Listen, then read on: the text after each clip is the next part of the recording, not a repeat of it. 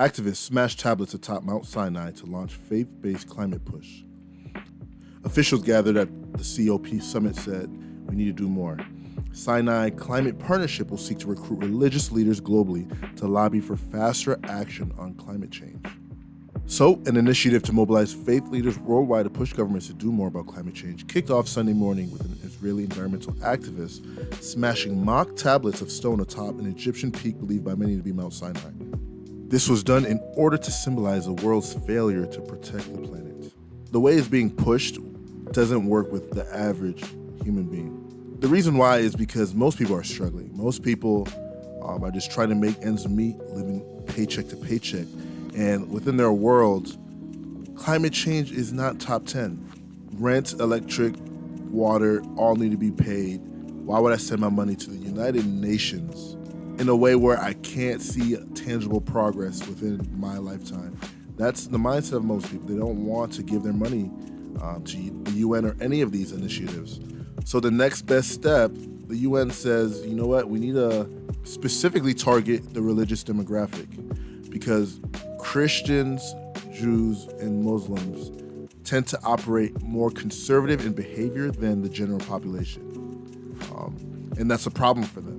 How do we tap into that demographic? How do we receive resources from this specific demographic? And they can't right now.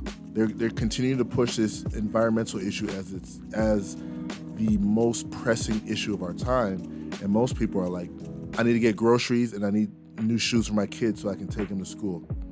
How does it impact my individual life?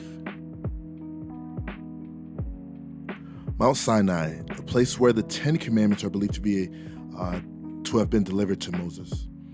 Hundreds of Catholics, led by dozens of priests, knelt before the foot of the mountain.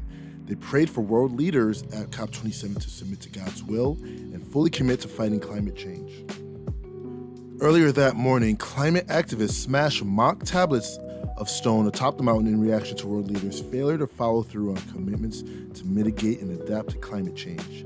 The act referenced the story in Exodus 32 when, after descending Mount Sinai, an angry Moses smashed the 10 Commandments in protest against the Israelites worshiping other gods.